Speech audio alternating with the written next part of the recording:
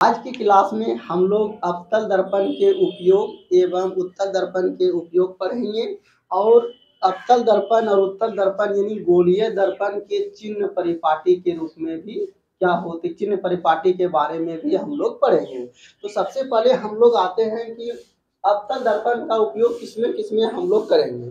तो पहला है अवतल दर्पण का उपयोग सोलर कुकर के रूप में करेंगे।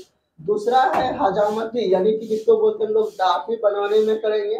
तीसरा है मोटर कार के हेडलाइट या सर्च लाइट के रूप में। चौथा है रोगी के नाक कान गले आदि के भिन्न भिन्न भागों को देखने में। और पांचवा है सौर भट्ठी में। तो इस तरह से हम लोग अवतल दर्पण के 5 उपयोग देखें। अब उत्तल दर्पण में आ जाइए।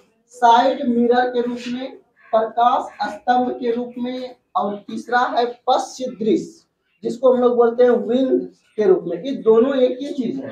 साइड मिरर और ये पश्च दृश्य एक ही चीज है। जैसे कि ड्राइवर के सामने पर छोटा शीशा लगा रहता है जिससे कि ड्राइवर पीछे की गाड़ी को आसानी से देख पाता है, तो उसी को बोलते हैं हम लोग साइड मिरर या पश्च दृश्य। इसीलिए हम लोग दोनों लिख दिए ताकि आप लोग कंफ्यूजन ना करें। उसके बाद हम लोग यहाँ पर आ जाएंगे। हजामती और दाढ़ी एक ही चीज होता है और दूरबीन के रूप में करेंगे। तो इस तरह से हम लोग अवतल दर्पण के उपयोग और उत्तल दर्पण के उपयोग देखें। ये क्वेश्चन हमेशा एग्जाम की दृष्टि से इम्पोर्टेंट रहता है, आप लोग इसे याद कर लेंगे। उसके बाद हम लोग आएंगे गोलीय दर्पण का चिन्ह परिपाटी। अब उसमें फोकस दूरी क्या है, वक्रता केंद्र क्या है, इस सब के बारे में आप लोग पहले ही पढ़ चुके हैं। अब एक बार फिर से हम लोग रिपीट करते हैं। जैसे मान लेते हैं कि ये कोई अवतल दर्पण है। अवतल दर्पण में मान लेते हैं कि ये ध्रुव है। ध्रुव एवं फोकस के बीच की दूरी को क्या बोलते हैं, फोकस दूरी। ध्रुव एवं वक्रता केंद्र के बीच की दूरी को हम लोग क्या बोलते हैं, वक्रता त्रिज्या, जिसको हम लोग आर लिख दिए हैं।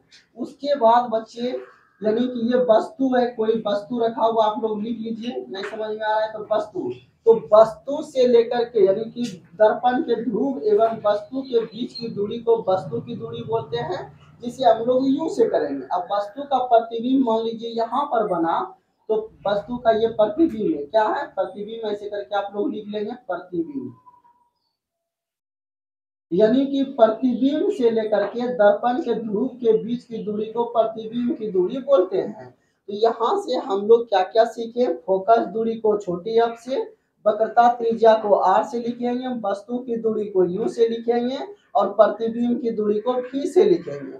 और आप लोग गणित क्लास में पहले ही पढ़ चुके हैं नंबर सिस्टम में कि सर ये जो कोई संख्या लाइन है यानी संख्या पद्धति में कि ये कोई संख्या रेखा है, तो इस पर दाएं साइड वाली संख्या जितना भी होगा प्लस में होगा, बीच में शून्य होता है, और बाएं साइड की संख्या सभी माइनस में होता है। फिर ऊपर साइड प्लस में, नीचे साइड माइनस में। इस तरह से हम लोग पढ़े हैं ना।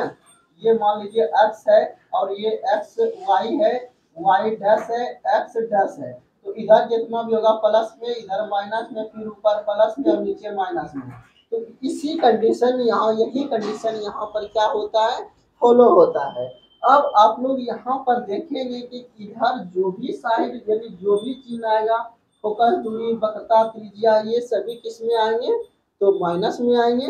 और इस साइड की जो भी चीज रहेगी वो प्लस में आएंगे, फिर ऊपर साइड प्लस में, नीचे साइड माइनस में। इतना समझने के बाद अब हम लोग डायरेक्ट आ जाएंगे किस पर, तो अवतल दर्पण में। अवतल दर्पण में यू यानी कि वस्तु की दूरी देखिए किधर होता है, इस साइड। तो वस्तु की दूरी किस में होगा बच्चे, माइनस में होगा। इसीलिए लिख देंगे अवतल दर्पण में यू बराबर माइनस में।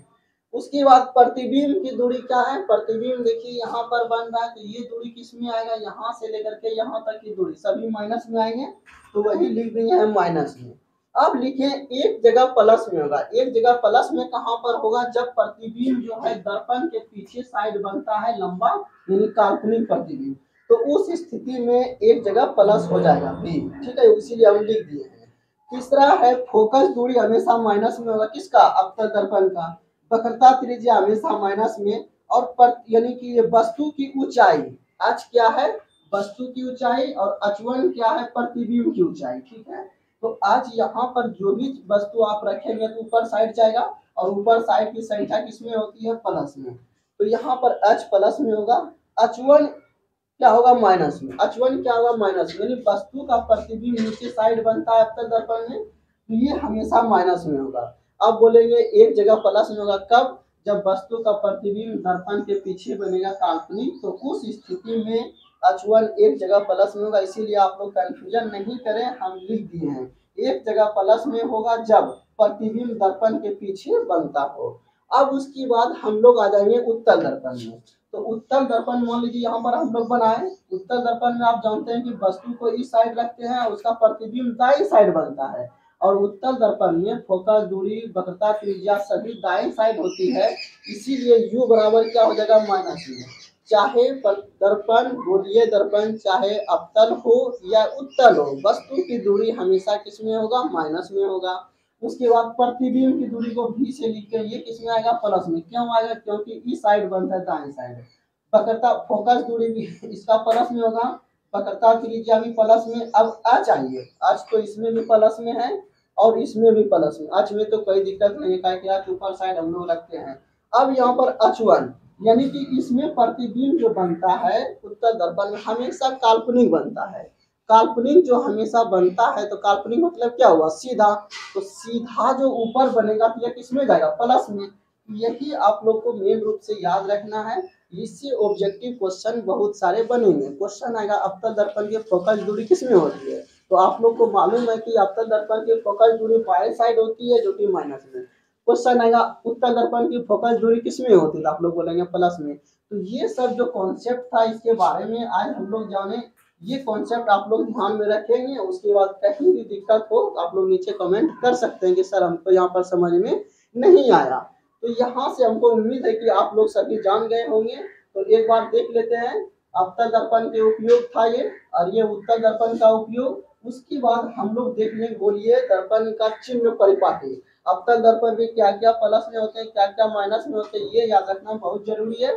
और उत्तल दर्पण में और एक लाइन बच्चों हम लोग लिखे हैं, यानी कि केवल वस्तु की दूरी माइनस में होती है, किसमें, उत्तल दर्पण में, बाकी देखो सभी प्लस में होता है।